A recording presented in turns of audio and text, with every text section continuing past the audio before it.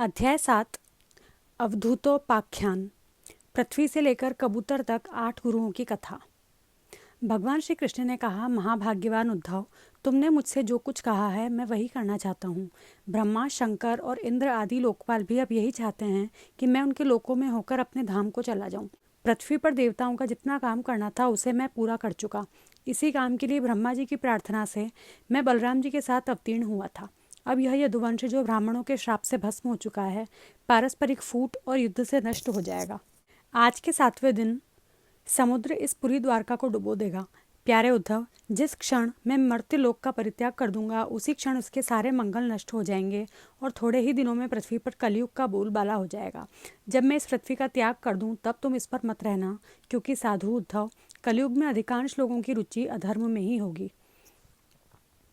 अब तुम अपने आत्मीय स्वजन और बंधु बांधवों का स्नेह संबंध छोड़ दो और अनन्य प्रेम से मुझ में अपना मन लगाकर समदृष्टि से पृथ्वी में स्वच्छंद विचरण करो।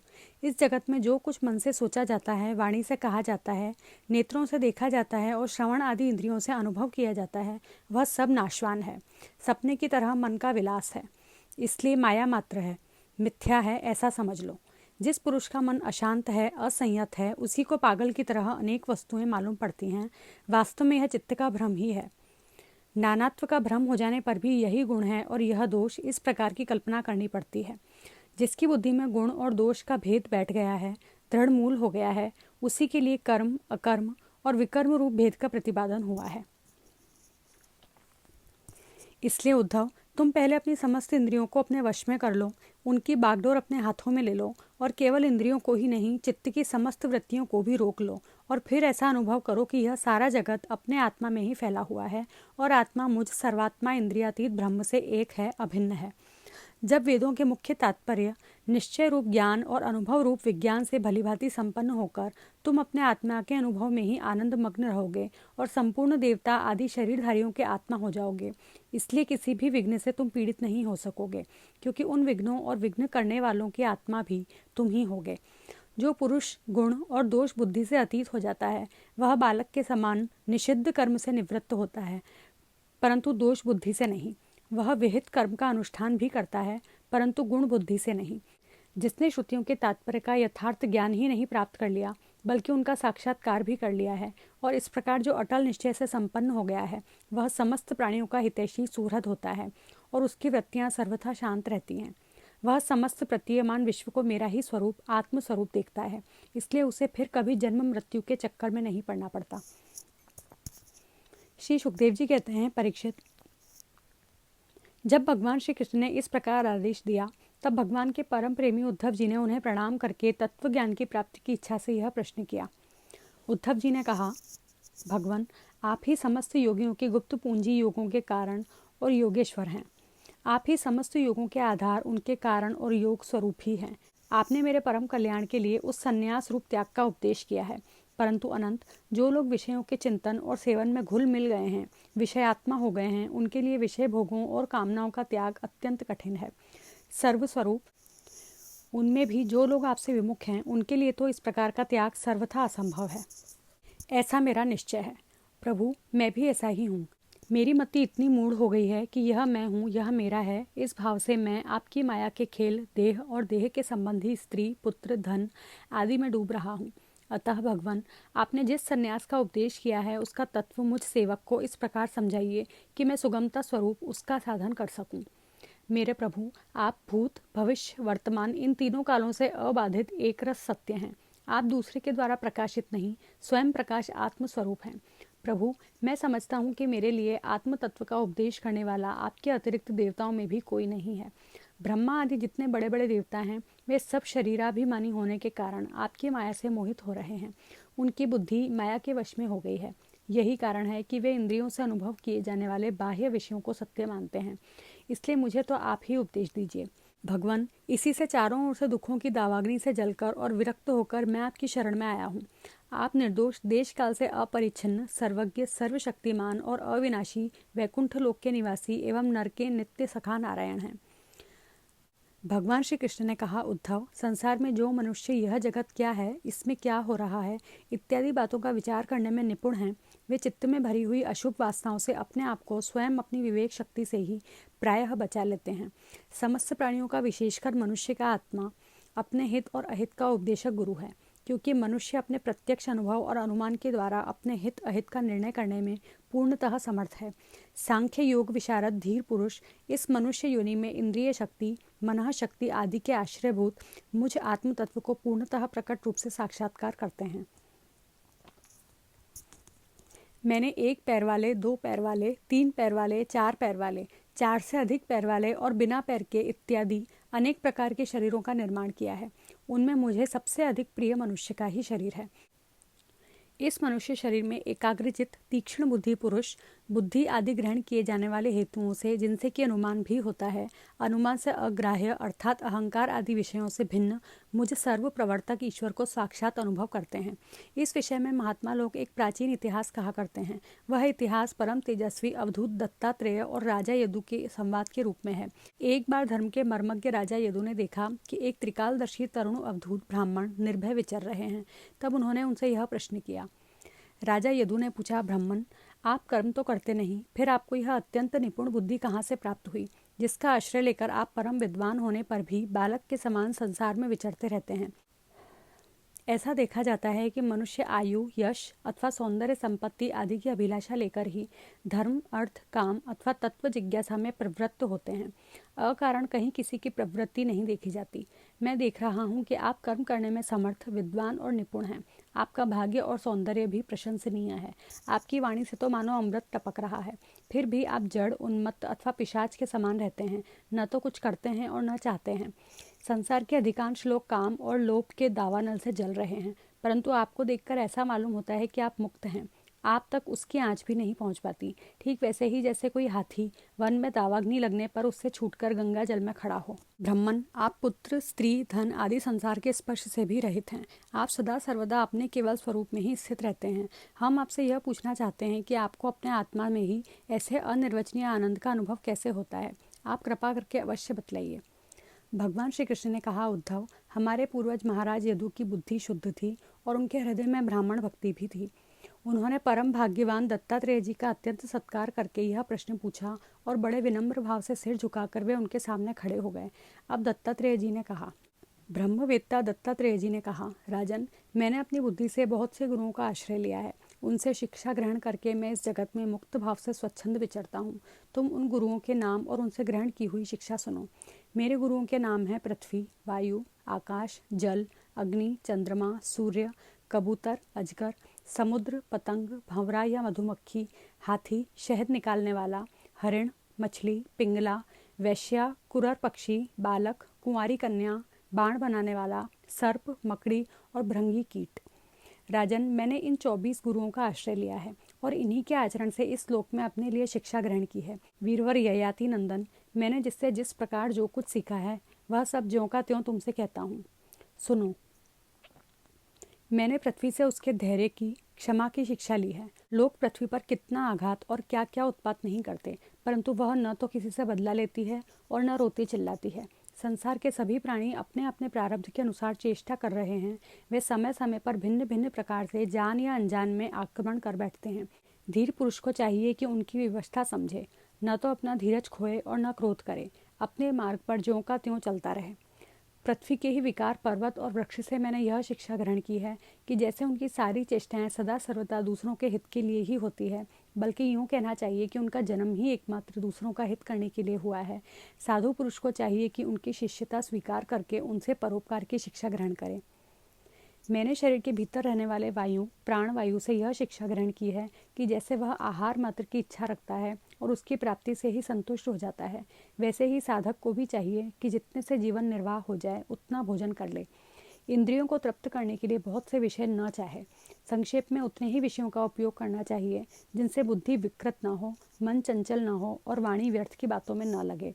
शरीर के बाहर रहने वाले वायु से मैंने यह सीखा है कि जैसे वायु को अनेक स्थानों में जाना पड़ता है, परंतु वह कहीं भी आसक्त नहीं होती, किसी का भी गुण दोष नहीं अपनाती। वैसे ही साधक पुरुष भी आवश्यकता होने पर विभिन्न प्रकार के धर्म और स्वभाव वाले विषयों में जाए, परंतु अपने लक्ष्य पर स्थिर रहे। किसी के गुण या दोष की ओर झुक न जाए, किसी से आसक्ति या द्वेष न कर बैठे।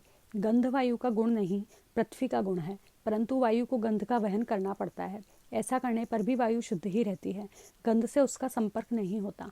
वैसे ही साधक का जब तक इस पार्थिव शरीर से संबंध है, तब तक उसे इसकी व्याधि, पीड़ा और भूख प्यास आदि का भी वहन करना ही पड़ता है, परंतु अपने को शरीर नहीं, आत्मा के रूप में देखने वाला साधक शरीर और उसके गुणों का आश्रय होने पर भी उनसे सर्वथा निर्लिप्त रहता है। राजन, जितने भी घट मठ आदि पदार्थ हैं, वे चाहे चल हों या अचल, उनके कारण भिन्न भिन्न प्रतीत होने पर भी वास्तव में आकाश एक और अपरिच्छिन्न ही है। वैसे ही चर अचर जितने भी सूक्ष्म स्थूल शरीर हैं, उनमें आत्मा रूप से सर्वत्र स्थित होने के कारण ब्रह्म सभी में है। साधक को चाहिए कि सूत के मणियों में व्याप्त सूत के समान आत्मा को अखंड और असंग रूप से देखे। वह इतना विस्तृत है कि उसकी तुलना कुछ कुछ आकाश से ही की जा सकती है। इसलिए साधक को आत्मा की आकाश रूपता की भावना करनी चाहिए। आग लगती है, पानी बरसता है, अन्न आदि पैदा होते हैं और नष्ट हो जाते हैं। वायु की प्रेरणा से बादल आदि आते और चले जाते हैं। यह सब होने पर भी आकाश अछूता रहता है। आकाश की दृष्टि से यह सब कुछ है ही नहीं। इसी प्रकार भूत, वर्तमान और भविष्य के चक्कर में न जाने किन किन नाम रूपों की सृष्टि और प्रलय होते हैं, परंतु आत्मा के साथ उनका कोई संस्पर्श नहीं है। जिस प्रकार जल स्वभाव से ही स्वच्छ, चिकना, मधुर और पवित्र करने वाला होता है, तथा गंगा आदि तीर्थों के दर्शन, स्पर्श और नामोच्चारण से भी लोग पवित्र हो जाते हैं, वैसे ही साधक को भी स्वभाव से ही शुद्ध, स्निग्ध, मधुरभाषी और लोक पावन होना चाहिए। जल से शिक्षा ग्रहण करने वाला अपने दर्शन, स्पर्श और नामोच्चारण से लोगों को पवित्र कर देता है। राजन, मैंने अग्नि से यह शिक्षा ली है कि जैसे वह तेजस्वी और ज्योतिर्मय होती है, जैसे उसे कोई अपने तेज से दबा नहीं सकता, जैसे उसके पास संग्रह परिग्रह के लिए कोई पात्र नहीं, सब कुछ अपने पेट में रख लेती है, और जैसे सब कुछ खा पी लेने पर भी विभिन्न वस्तुओं के दोषों से वह लिप्त नहीं होती, वैसे ही साधक भी परम तेजस्वी तपस्या से देदीप्यमान, इंद्रियों से अपराभूत, भोजन मात्र का संग्रही और यथा योग्य सभी विषयों का उपभोग करता हुआ भी अपने मन और इंद्रियों को वश में रखे, किसी का दोष अपने में न आने दे। जैसे अग्नि कहीं अप्रकट रहती है और कहीं प्रकट, वैसे ही साधक भी कहीं गुप्त रहे और कहीं प्रकट हो जाए। वह कहीं कहीं ऐसे रूप में भी प्रकट हो जाता है जिससे कल्याणकामी पुरुष उसकी उपासना कर सकें। वह अग्नि के समान ही भिक्षा रूप हवन करने वालों के अतीत और भावी अशुभ को भस्म कर देता है तथा सर्वत्र अन्न ग्रहण करता है। साधक पुरुष को इसका विचार करना चाहिए कि जैसे अग्नि लंबी चौड़ी टेढ़ी सीधी लकड़ियों में रहकर उनके समान ही सीधी टेढ़ी या लंबी चौड़ी दिखाई पड़ती है, वास्तव में वह वैसी है ही नहीं। वैसे ही सर्वव्यापक आत्मा भी अपनी माया से रचे हुए कार्य कारण रूप जगत में व्याप्त होने के कारण उन वस्तुओं के नाम रूप से कोई संबंध न होने पर भी उनके रूप में प्रतीत होने लगता है। मैंने चंद्रमा से यह शिक्षा ग्रहण की है कि यद्यपि जिसकी गति नहीं जानी जा सकती, उस काल के प्रभाव से चंद्रमा की कलाएं घटती बढ़ती रहती हैं, तथापि चंद्रमा तो चंद्रमा ही है, वह न घटता है और न बढ़ता है। वैसे ही जन्म से लेकर मृत्यु पर्यंत जितनी भी अवस्थाएं हैं, सब शरीर की हैं, आत्मा से उनका कोई संबंध है ही नहीं। जैसे आग की लपटें अथवा दीपक की लौ क्षण क्षण में उत्पन्न और नष्ट होती रहती हैं, उनका यह क्रम निरंतर चलता रहता है परंतु दिखता नहीं, वैसे ही जल प्रवाह के समान वेगवान काल के द्वारा क्षण क्षण में प्राणियों के शरीर की उत्पत्ति और विनाश होता रहता है, परंतु अज्ञानवश वह दिखाई नहीं पड़ता। राजन, मैंने सूर्य से यह शिक्षा ग्रहण की है कि जैसे वे अपनी किरणों से पृथ्वी का जल खींचते और समय पर उसे बरसा देते हैं, वैसे ही योगी पुरुष इंद्रियों के द्वारा समय पर विषयों का ग्रहण करता है और समय आने पर उनका त्याग, उनका दान भी कर देता है। किसी भी समय उसे इंद्रिय के किसी भी विषय में आसक्ति नहीं होती। स्थूल बुद्धि पुरुष को जल के विभिन्न पात्रों में प्रतिबिंबित हुआ सूर्य उन्हीं में प्रविष्ट सा होकर भिन्न भिन्न दिखाई पड़ता है, परंतु इससे स्वरूपतः सूर्य अनेक नहीं हो जाता। वैसे ही चल अचल उपाधियों के भेद से ऐसा जान पड़ता है कि प्रत्येक व्यक्ति में आत्मा अलग अलग है। राजन, कहीं किसी के साथ अत्यंत स्नेह अथवा आसक्ति नहीं करनी चाहिए, अन्यथा उसकी बुद्धि अपना स्वातंत्रिक होकर दीन हो जाएगी और उसे कबूतर की तरह अत्यंत क्लेश उठाना पड़ेगा। राजन, किसी जंगल में एक कबूतर रहता था। उसने एक पेड़ पर अपना घोंसला बना रखा था। अपनी मादा कबूतरी के साथ वह कई वर्षों तक उसी घोंसले में रहा। उस कबूतर के जोड़े के हृदय में निरंतर एक दूसरे के प्रति स्नेह की वृद्धि होती जाती थी। वे गृहस्थ धर्म में इतने आसक्त हो गए थे कि उन्होंने एक दूसरे की दृष्टि से दृष्टि, अंग से अंग और बुद्धि से बुद्धि को बांध रखा था। उनका एक दूसरे पर इतना विश्वास हो गया था कि वे निशंक होकर वहाँ की वृक्षावली में एक साथ सोते, बैठते, घूमते फिरते, ठहरते, बातचीत करते, खेलते और खाते पीते थे। राजन, कबूतरी पर कबूतर का इतना प्रेम था कि वह जो कुछ चाहती, कबूतर बड़े से बड़ा कष्ट उठाकर उसकी कामना पूर्ण करता।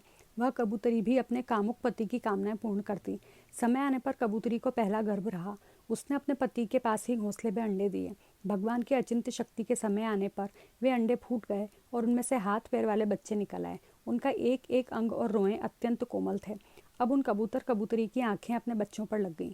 वे बड़े प्रेम और आनंद से अपने बच्चों का लालन पालन, लाड़ प्यार करते और उनकी मीठी बोली, उनकी गुटरगू सुन सुनकर आनंद मग्न हो जाते। बच्चे तो सदा सर्वदा प्रसन्न रहते ही हैं। वे अपने सुकुमार पंखों से माँ बाप का स्पर्श करते, कूचते, भोली भाली चेष्टाएं करते और फुदक फुदक कर अपने माँ बाप के पास दौड़ आते। तब कबूतर कबूतरी आनंद मग्न हो जाते। राजन, सच पूछो तो वे कबूतर कबूतरी भगवान की माया से मोहित हो रहे थे। उनका हृदय एक दूसरे के स्नेह बंधन से बंध रहा था। वे अपने नन्हे नन्हे बच्चों के पालन पोषण में इतने व्यग्र रहते कि उन्हें दीन दुनिया, लोक परलोक की याद ही न आती। एक दिन दोनों नर मादा अपने बच्चों के लिए चारा लाने जंगल में गए हुए थे, क्योंकि अब उनका कुटुंब बहुत बढ़ गया था। वे चारे के लिए चिरकाल तक जंगल में चारों ओर विचरते रहे। इधर एक बहेलिया घूमता घूमता संयोगवश उनके घोंसलों की ओर आ निकला। उसने देखा कि घोंसले के आसपास कबूतर के बच्चे फुदक रहे हैं। उसने जाल फैलाकर उन्हें पकड़ लिया। कबूतर कबूतरी बच्चों को खिलाने पिलाने के लिए हर समय उत्सुक रहा करते थे। अब वे चारा लेकर अपने घोंसले के पास आए। कबूतरी ने देखा कि उसके नन्हे नन्हे बच्चे, उसके हृदय के टुकड़े, जाल में फंसे हुए हैं और दुख से चें चें कर रहे हैं। उन्हें ऐसी स्थिति में देखकर कबूतरी के दुख की सीमा न रही। वह रोते चिल्लाती उनके पास दौड़ गई। भगवान की माया से उसका चित्त अत्यंत दीन दुखी हो रहा था। वह उमड़ते हुए स्नेह की रस्सी से जकड़ी हुई थी। अपने बच्चों को जाल में फंसा देखकर उसे अपने शरीर की भी सुध-बुध न रही और वह स्वयं ही जाकर जाल में फंस गई। जब कबूतर ने देखा कि मेरे प्राणों से भी प्यारे बच्चे जाल में फंस गए और मेरी प्राण प्रिय पत्नी भी उसी दशा में पहुंच गई, तब वह अत्यंत दुखित होकर विलाप करने लगा। सचमुच उस समय उसकी दिशा अत्यंत दयनीय थी। मैं अभागा हूँ, दुर्मति हूँ। हाय हाय, मेरा तो सत्यानाश हो गया। देखो देखो, न मुझे अभी तृप्ति हुई और न मेरी आशाएं ही पूरी हुई। तब तक मेरा धर्म, अर्थ और काम का मूल यह गृहस्थाश्रम ही नष्ट हो गया। हाय, मेरी प्राण प्यारी मुझे ही अपना इष्टदेव समझती थी। मेरी एक एक बात मानती थी, मेरे इशारे पर नाचती थी, सब तरह से मेरे योग्य थी। आज वह मुझे सूने घर में छोड़कर हमारे सीधे साधे निश्चल बच्चों के साथ स्वर्ग से धार रही है। मेरे बच्चे मर गए, मेरी पत्नी जाती रही। मेरा अब संसार में क्या काम है? मुझ दीन का यह विधुर जीवन, बिना गृहिणी का जीवन, जलन का, व्यथा का जीवन है। अब मैं सूने घर में किसके लिए जीऊं? राजन, कबूतर के बच्चे जाल में फंसकर तड़फड़ा रहे थे। स्पष्ट दिख रहा था कि वे मौत के पंजे में हैं, परंतु वह मूर्ख कबूतर यह सब देखते हुए भी इतना दीन हो रहा था कि स्वयं जानबूझकर जाल में कूद पड़ा। राजन, वह बहेलिया बड़ा क्रूर था। गृहस्थाश्रमी कबूतर कबूतरी और उनके बच्चों के मिल जाने से उसे बड़ी प्रसन्नता हुई। उसने समझा मेरा काम बन गया और वह उन्हें लेकर चलता बना। जो कुटुंबी है, विषयों और लोगों के संग साथ में ही जिसे सुख मिलता है एवं अपने कुटुंब के भरण पोषण में ही जो सारी सुध बुध खो बैठा है, उसे कभी शांति नहीं मिल सकती। वह उसी कबूतर के समान अपने कुटुंब के साथ कष्ट पाता है। यह मनुष्य शरीर मुक्ति का खुला हुआ द्वार है। इसे पाकर भी जो कबूतर की तरह अपनी घर गृहस्थी में ही फंसा हुआ है, वह बहुत ऊंचे तक चढ़कर भी गिर रहा है। शास्त्र की भाषा में वह आरूढ़ च्युत है।